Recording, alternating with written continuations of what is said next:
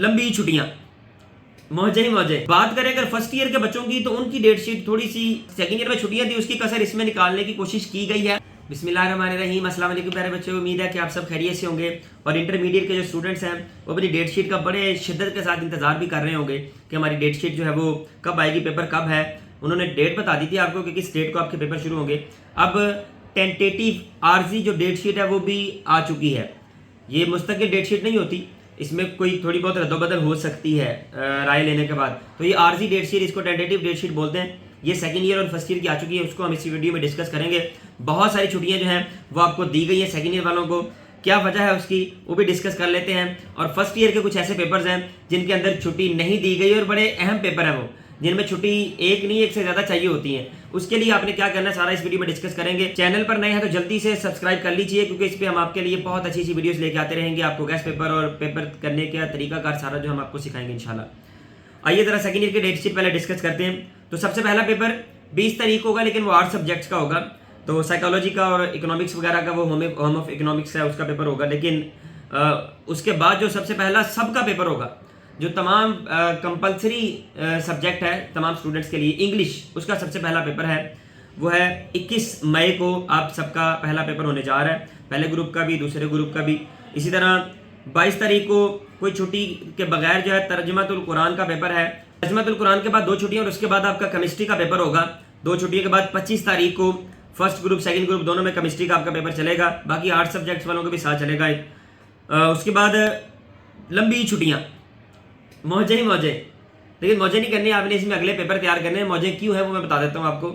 इसमें एक तो हज की छुट्टियाँ आनी है आपको, उसके बाद आपकी ईद उल अज़हा की जो छुट्टियाँ हैं वो आ जानी है, जिसकी वजह से ये आपकी लंबी छुट्टियाँ चलनी है। और दोबारा से ये आपकी जो डेट शीट है रिज्यूम होगी 1 जून, ठीक है। 1 जून को दोबारा से रिज्यूम होगी, लेकिन वो 1 जून को भी 8 सब्जेक्ट्स का पेपर है, इकोनॉमिक्स का, बैंकिंग का, कंप्यूटर स्टडीज़ का है। लेकिन ये सारे कॉमर्स के ग्रुप्स हैं, आपका नहीं होगा, जो साइंस वाले उनका नहीं होगा। उसके बाद 2 को जो है वो भी इस्लामिक स्टडीज़ इलेक्टिव का है, साइंस सब्जेक्ट का नहीं, ये खुद अपनी मर्जी से जो सिलेक्ट करते हैं उनके लिए है। 3 तारीख को आएगा फिर पेपर आपका मैथमेटिक्स और बायोलॉजी का, ठीक है। मैथ और बायो का पेपर आपका 3 जून को। फिर उसके बाद देखें ना 25 के बाद छुट्टियाँ, फिर 3 तारीख को आपका जून में जाके अगले पेपर दोबारा से समझने आप फिर से आपको टाइम मिल जाएगा दोबारा से तैयार करने का। 3 के बाद फिर आपका कंप्यूटर साइंस वालों का पेपर होगा 5 तारीख को, 1 दिन की छुट्टी है उनको। उसके बाद 2 छुट्टियों के बाद 6 और 7 को उर्दू का पेपर है। उर्दू बड़ा अहम सब्जेक्ट है, पोजीशन को ऊपर नीचे कर देता है। और ये आपको पता है इसमें ज़रा टाइम भी बड़ा पूरा होता है, लिखी जाना फिर जाके कहीं पेपर ये पूरा होता है। तो उर्दू का पेपर होगा आपका 8 जून को। उसके बाद आर्ट्स का, सिविक्स का है 9 को। और 10 तारीख को फिजिक्स का पेपर होगा। जो बच्चे इसके साथ बाकी सब्जेक्ट पढ़ें, कुछ एजुकेशन वगैरह का इसके साथ होगा, किसी का कमर्शियल जियोग्राफी का होगा, उनका पेपर भी है साथ में 10 तारीख को। 11 को भी आर्ट्स का है। और फिर आखिरी पेपर सबके लिए कंपलसरी सब्जेक्ट का सेकंड ईयर का, पाक स्टडीज़ का, 12 जून को आपका ये आखिरी पेपर होगा इस टेंटेटिव डेट शीट के मुताबिक। ये सारे सेकंड ईयर के स्टूडेंट्स के लिए। बात करें अगर फर्स्ट ईयर के बच्चों की तो उनकी डेट शीट थोड़ी सी, जो सेकंड ईयर में छुट्टियां थी उसकी कसर इसमें निकालने की कोशिश की गई है आपके लिए। अगर यही टेंटेटिव डेट शीट आगे परमानेंट चलती है तो थोड़ी सी मुश्किलात आपको उसका सामना करना पड़ सकता है, इसलिए तैयारी आपने उस हिसाब से अपनी जारी रखनी है। कौन कौन से सब्जेक्ट तैयार करने हैं ये आपको अभी से उसका मुहासरा करना पड़ेगा, हमने कौन कौन से सब्जेक्ट पहले तैयार करके रखने हैं। आइए जरा डिस्कस करते हैं फर्स्ट ईयर वालों का। इनका सबसे जो पहला पेपर है 15 तारीख को आर्ट्स वालों का एक पेपर होगा, जिस तरह सेकेंड ईयर मैंने बताया आपको। इसी तरह इनका 16 तारीख को सबसे पहले इंग्लिश का पेपर होगा। अब इनकी डेट शीट में आपको कुछ नई चीज़ें नजर आएंगी। इसमें आपको नजर आएगा न्यू ALP के मुताबिक जो है और ओल्ड, क्योंकि जिन बच्चों की फर्स्ट ईयर में सप्ली है या जो बच्चे इनके साथ इंप्रूव कर रहे हैं उनका सिलेबस पहले भी वीडियोस में डिस्कस कर चुका हूं कि उनका सिलेबस पुराना होगा, स्कीम सारी पुरानी होगी, स्मार्ट सिलेबस नहीं है और बुक्स भी पुरानी है सारी की सारी। तो इसलिए यहाँ पर जो पेपर आपके जिनके साथ लिखा होगा न्यू जो ALP के मुताबिक है और प्लस जो है दूसरा ओल्ड सिलेबस, ये आप अपने देख लें। आप अगर रिपीट कर रहे हैं, सप्ली का पेपर दे रहे हैं तो आपको पुरानी बुक्स में से पुरानी स्कीम के मुताबिक आएगा। अगर आप अभी फ्रेश स्टूडेंट्स हैं फर्स्ट ईयर के तो आपको नई बुक में से नए सिलेबस के, स्मार्ट सिलेबस के, ALP के मुताबिक, एक्सेलरेटेड लर्निंग प्रोग्राम के मुताबिक आपको पेपर आएगा। तो 16 तारीख को इंग्लिश का पेपर है, तैयारी पकड़ ले मेरा बेटा जल्दी से। और अगली बात, इंग्लिश की तैयारी करनी है कि केमिस्ट्री की, क्योंकि 16 के बाद 17 को डायरेक्ट आपका फिर एक छुट्टी के बगैर जो है आपका केमिस्ट्री का पेपर आ जाना है। तो 17 तारीख को केमिस्ट्री का जो बच्चे साइंस वाले हैं उनका केमिस्ट्री का पेपर आएगा, ओल्ड और न्यू दोनों का। तो देखने आपने इंग्लिश से पहले 1-2 दिन केमिस्ट्री को लगाने है कि नहीं लगाने, ये अब आपने देखना है, अगर यही टेंटेटिव आगे परमानेंट हो जाती है।